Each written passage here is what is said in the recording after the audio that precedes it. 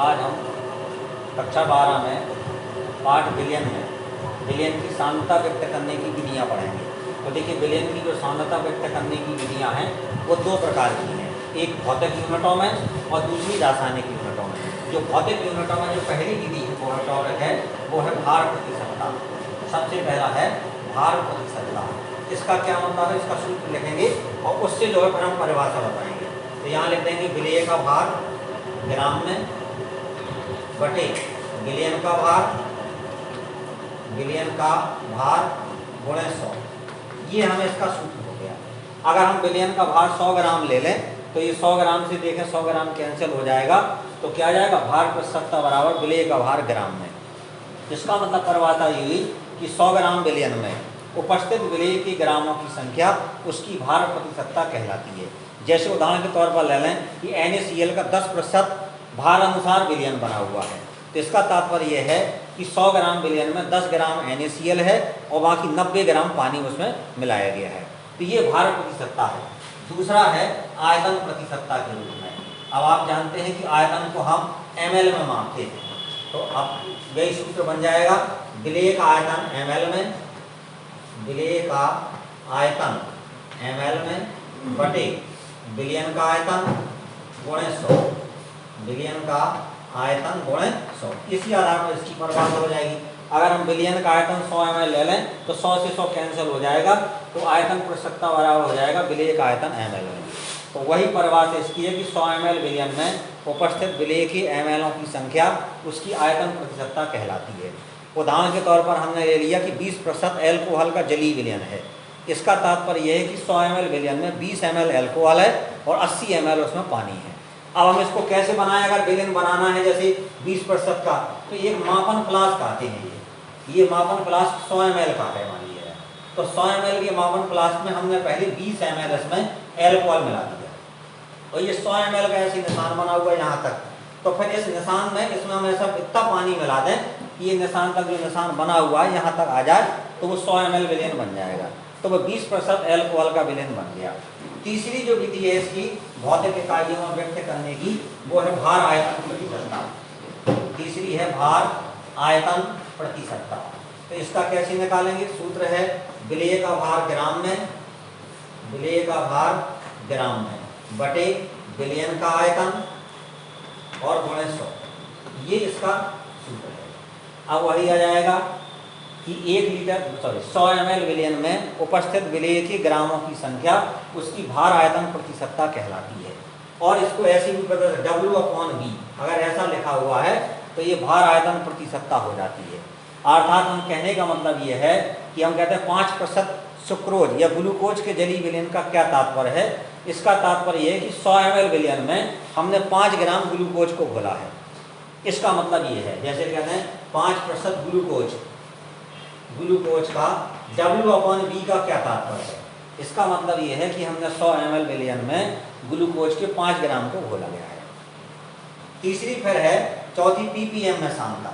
जैसे नाम से विदित है ppm, पार्ट पर मिलियन, इससे विदित होता है। अब आप जानते हैं 1 मिलियन में 10 लाख भाग होते हैं, तो सूत्र वैसा बन जाएगा विलेय का भार बटे विलयन का भार गुणे 10⁶। इससे परिभाषा निकालेंगे तो क्या कहेंगे, विलयन के 10�6 या 10 लाख भागों में उपस्थित विलेय के भार को ppm में सांद्रता कहते हैं। दूसरी है रासायनिक यूनिटों में। हमें रासायनिक यूनिटों में हमें इसकी विधियां रासायनिक यूनिटों में हमें निकालना है। तो रासायनिक यूनिटों में सबसे पहले जो है मेन इंपॉर्टेंट है नॉर्मलता। ये नॉर्मलता देखेंगे तो नॉर्मलता का सूत्र जो होता है विलेय के तुल्यांकों की संख्या, विलेय के तुल्यांकों की संख्या बटे विलयन का आयतन लीटर, विलयन का आयतन लीटर। अब हम नॉर्मलता को n से प्रदर्शित करते हैं, कैपिटल N से। तो अब सूत्र आ जाएगा, जैसे विलयन का आयतन हमने 1 लीटर मान लिया, कितना मान लिया 1, तो परिभाषा क्या रहेगी, 1 लीटर विलयन में उपस्थित विलेय के तुल्यांकों की संख्या को उस विलयन की नॉर्मलता कहते हैं। अगर आपको तुल्यांकों की संख्या नहीं पता है, तो यदि मात्रा दी गई है तो इसका पर दूसरा सूत्र बन जाता है विलेय का भार ग्राम में बटे विलेय का तुल्यांकी भार, विलेय का तुल्यांकी भार और गुणे विलयन का आयतन हो जाएगा, विलयन का आयतन। ये सूत्र होता है। विलेय के भार में उसके तुल्यांकी भार का भाग दे दिया जाए तो तुल्यांकों की संख्या निकल आएगी। इसे n से प्रदर्शित करते हैं नॉर्मलता। ऐसा विलयन जिसके 1 लीटर में विलेय पदार्थ का 1 तुल्यांक घुला होता है उसको नॉर्मल विलयन कहते हैं।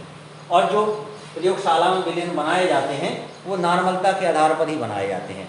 और इसी आधार पर हमें पता चलता है कि हमें कितनी पदार्थ की मात्रा तौलनी है। तो सूत्र होता है W बराबर EnV/1000। इससे हम ये निकाल लेते हैं कि हमें कितनी नॉर्मलता का विलयन बनाना है और कितनी मात्रा हमको तौल करके घोलनी पड़ेगी। जहाँ E तुल्यांकी भार है, N उसकी नॉर्मलता है, B आयतन जितना हमें विलयन बनाना है उसके आधार पर हम निकाल लेंगे। ये पहली थी नॉर्मलता रासायनिक यूनिटों में। दूसरी है मोलरता, नाम ही से विदित है मोलरता। तो मोलरता में क्या हो जाएगा?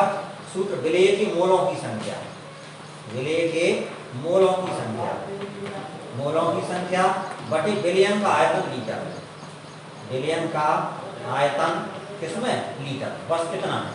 तो सूत्र आ जाएगा वही 1 लीटर विलयन में कितने? 1 लीटर विलयन में उपस्थित विलेय की मोलों की संख्या को उस विलयन की मोलरता कहते हैं। इसे कैपिटल M से प्रदर्शित करते हैं मोलरता को।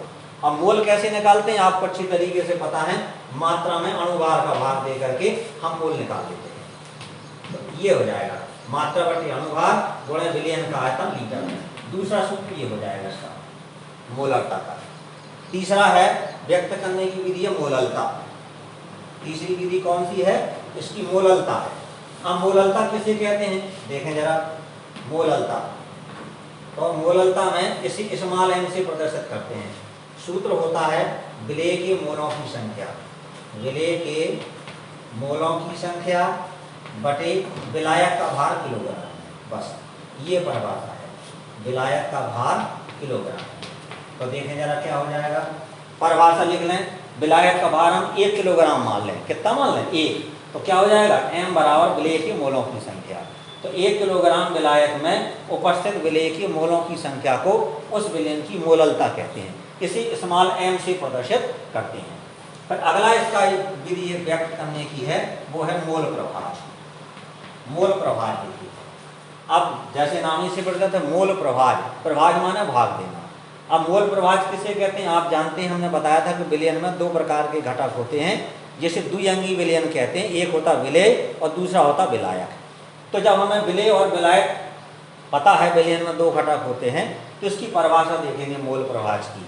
विलयन में उपस्थित किसी घटक के मोलों की संख्या तथा विलयन के कुल मोलों की संख्या के अनुपात को उसका मोल प्रभाज कहते हैं। मान लिया जाए कि विलयन में विलेय की मोल है स्मॉल, विलेय की मोलों की संख्या है स्मॉल m, मोलों की संख्या बराबर स्मॉल m, और विलायक के मोल कितने हैं? Capital M। विलायक के मोलों की संख्या, मोलों की संख्या बराबर है कैपिटल M।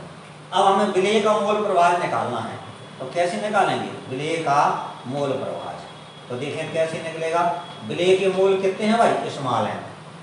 विलायक और विलेय धन विलायक के मोल, ये हो गया। तो यदि हमने विलेय और विलायक दोनों के मोल जोड़ दिए तो कुल मोलों की संख्या निकल आई और ये विलेय के मोल हुए। तीसरा इसी में लिखते हैं विलायक का मोल प्रभाज का क्या सूत्र हो जाएगा? विलायक का मोल प्रभाज, तो इसका सूत्र होगा वो हो जाएगा कैपिटल M, क्योंकि विलेय के जो मोल हैं वो कैपिटल N बटे स्मॉल m धन के कैपिटल M हो गया। ये हो गया विलायक का मोल। इतना आपको ध्यान रखना है कि विलेय और विलायक के दोनों का जो मोल प्रभाज का योग होता है वो 1 होता है। यदि द्विअंगी विलयन है तो उसका मोल प्रभाज टोटल 1 होगा। इस प्रकार से जो रासायनिक इकाइयों में हमने बताई व्यक्त करने की, पहली नॉर्मलता, दूसरी मोलरता, तीसरी मोललता और चौथी मोल प्रभाज।